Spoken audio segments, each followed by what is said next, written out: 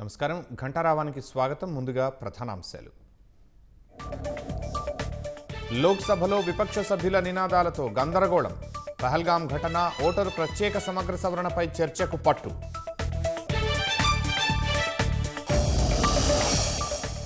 Operation సింధూర్లో 100% లక్ష్యాలు సాధించామన్న ప్రధాని.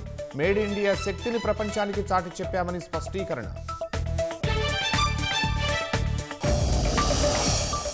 వివేక హత్య కేసులో 3 అంశాలపై సిబిఐ అభిప్రాయం కోరిన సుప్రీంకోర్టు.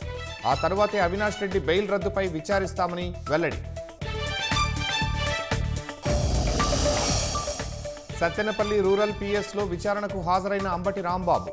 జగన్ పర్యటన వేళ పోలీసులతో వాగ్వాదంపై ప్రశ్నలు.